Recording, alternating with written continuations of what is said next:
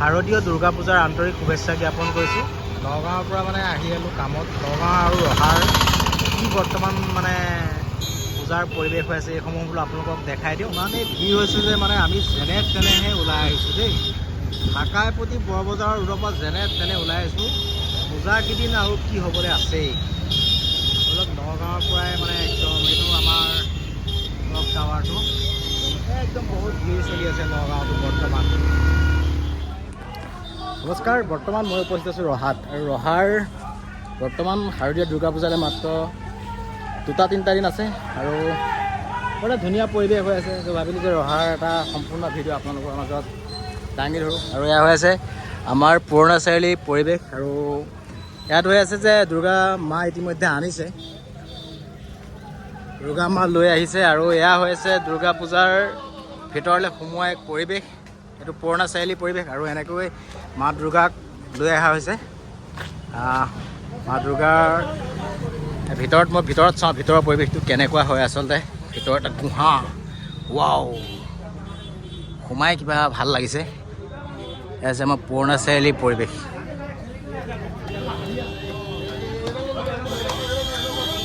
আৰু এয়া চাওক কি ধুনীয়া এটা পৰিৱেশ হৈ আছে ৰহাৰ পুৰণা চাৰিআলি পৰিৱেশ। আৰু মাত্ৰ মাজত 2 দিন আছে। আৰু এয়া হৈছে আমাৰ ৰহাৰ দুৰ্গা পূজাৰ কিছু পৰিৱেশ। আৰু কেইখনমান পূজা আছে। টোটেল আমাৰ ৰহাত 4খন পূজা হয়। 4খন পূজাৰ ভিতৰত এইখন এখন পূজা আপোনালোকৰ পুৰণা চাৰিআলি পূজাখন দেখাইছোঁ। আৰু আমাৰ নতুন চাৰিআলি পূজাত কেনেকুৱা কি আছে মই সমূহ দেখাই দিম। দাদা কেনেকুৱা কামবোৰ? ঠিকে আছে কাম। হা, ক'ত ঘৰ আপোনাৰ? নগাঁও। কেনেকুৱা লাগিছে কাম কৰি? ভালে লাগিছে। কেনেকুৱা কি বনাইছে আপোনালোকে? এইটো নৱৰাত্ৰি গুহা বনাইছোঁ। নৱৰাত্ৰি গুহা। অঁ, বগলী আছে, সাপ আছে, হয়, ভিতৰত শিল আছে। অঁ, এনেধৰণৰ কাৰ্যসূচী বনাই আছোঁ। আৰু কোন আছে? আপুনিও আছে নেকি? আপুনিও বনাই আছে নেকি? হা, কেনেকুৱা এইটো নতুন বনাই? ইয়াত প্ৰথম বনাইছে নে আগতো এনেকুৱা? প্ৰথম বনাইছে নে? এইটো কোনে ডিজাইনটো কোনে কৰিছে? ডিজাইনটো আমাৰ ছাৰ আছে। ক'ত আছে তেখেত? বাস্তৱ শইকীয়া। ক'ত আছে তেখেত? ঘৰত আছে। হয় নেকি? ধুনীয়া এটা পৰিৱেশ মই দেখাই দিছোঁ। চাওক, আৰু সকলোৱে আহিলে যেতিয়া দেখিব গম পাবই আচলতে। আৰু মাত্ৰ 2 দিন আছে, 2 দিনৰ পিছত দেখা পাব। এইটো হৈছে আমাৰ পুৰণা চাৰিআলি। ব'লক তেন্তে আৰু নতুন চাৰিআলিৰ ফালে চাওঁ কি হৈ আছে। মানে পূজা বুলি কোৱাৰ লগে লগে মনটো অলপ উচপিচ লাগিয়ে থাকে। এতিয়া পূজাৰ একদম মানে বেলেগ ধৰণৰ এটা পৰিৱেশ হৈ আছে ৰহাত। কেনেকুৱা এটা পৰিৱেশ হৈ আছে ৰহাৰ পৰিৱেশটো মানে এনেকুৱা হৈছে চবেই পূজা হৈছে। এইফালে জেলপি বুলি ক'লে সকলোৱে জানেই। জেলপিটোতো ইম্পৰ্টেণ্ট। আৰু অলপ সময়ৰ পাছত ধৰক পু পা এইবোৰ পেঁপা বজিবলৈ আছেই। গতিকে ৰহাৰ বৰ্তমান মানে আজি এতিয়া পৰিৱেশ এয়া। ইমান যে ভিৰ হৈছে ৰহাত। অলপ পূজা বুলি মানে আজি সকলো ৰাইজে এতিয়া মানে কাপোৰ কিনাত ব্যস্ত হৈ পৰিছে। আৰু সেয়াই আৰু জানেই নহয় আৰু পূজা বুলি কিছুমানে কৈছে। ব'লক আৰু 2খন পূজা আছে, এই পূজা 2খনো চাওঁ কেনেকুৱা কি হৈ আছে এই পূজাকেইখন। আৰু সকলো ৰাইজটোতো আহিবই পূজা। এইফালে এইখন এখন পূজাথলী, এইখনৰ ভিতৰত নোসোমাওঁ বাৰু। এখন বজাৰৰ মাজত যিখন পূজা থাকে এইখন পূজা। ব্ৰিজখনৰ কাৰণে অলপ মাৰ্কেটটো ডাউন পৰি গ'লগৈ। ব্ৰিজখন যেতিয়া ওখ হৈ গ'ল, দোকানবোৰ যেতিয়া চাপৰ হৈ গ'লগৈ, মাৰ্কেটটো একদম সম্পূৰ্ণ ডাউন হৈ গৈছে। কিন্তু কোনো চিন্তা কৰিবলগীয়া নাই। ইয়াত ব্যৱসায় আগৰ নিচিনাই চলি থাকিব। ব্যৱসায়ীসকলৰ মনটো অলপ বেয়া, কাৰণ মানে আগৰ নিচিনা নহয়তো। মাজতে অলপ বহুত গেপ হৈ গ'ল। ব'লক ইয়াতে আমাৰ গোপীনাথ বৰদলৈ স্কুলত এখন পূজা আছে। এই পূজাখন কেনেকুৱা কি কৰিছে চাওঁ। আৰু এয়া দেখি আছে যে আমাৰ এয়া বৰদলৈ স্কুলৰ দুৰ্গা পূজাৰ মানে এটা ধুনীয়া পৰিৱেশ বনাই ৰাখিছে। চাওক, এখন বহুত ডাঙৰ সাপৰ মুখ বনাইছে। আৰু এই সাপৰ 2খন মুখ কোনফালে সোমাব লাগিব কোনফালে ওলাব লাগিব মই একোৱে বুজি পোৱা নাই। কিন্তু এইটো এটা ধুনীয়া যে এটা পৰিৱেশৰ সৃষ্টি কৰিছে। আৰু প্ৰত্যেক বছৰে এক ব্যতিক্ৰমী চিন্তাধাৰাৰে আচলতে ইয়াত বৰদলৈ স্কুলত দুৰ্গা পূজা আয়োজন কৰি আহিছে কমিটিখনে। সমিতিৰ প্ৰত্যেকজন উদ্যোক্তাক আচলতে ধন্যবাদ জনাব পাৰি। আগতে ইয়াত গড় বনাইছিলে, আমাৰ যিখন কাজিৰঙাৰ নেশ্যনেল পাৰ্কৰ বিষয়ে আছিলে। আৰু ব'লক চাওঁ কি আছে ভিতৰত, কেনেকৈ সোমাব লাগে, কি কৰিব লাগে। গোপীনাথ বৰদলৈ স্কুলৰ যি দুৰ্গা পূজাৰ যিসকল কলা কৌশলী আছে, কলা কৌশলীসকলৰ লগত চাওঁ, কথা পাতোঁ। আৰু যিসকল উদ্যোক্তা আছে, উদ্যোক্তাসকলৰ লগতো কথা পাতিবৰ কাৰণে চাম। তো এয়া হৈ আছে মানে বৰ্তমানৰ পৰিৱেশ। এই দাদাহঁতে কাম লগাই আছে। ক'ত ঘৰ দাদা আপোনালোকৰ? ৰহাতে।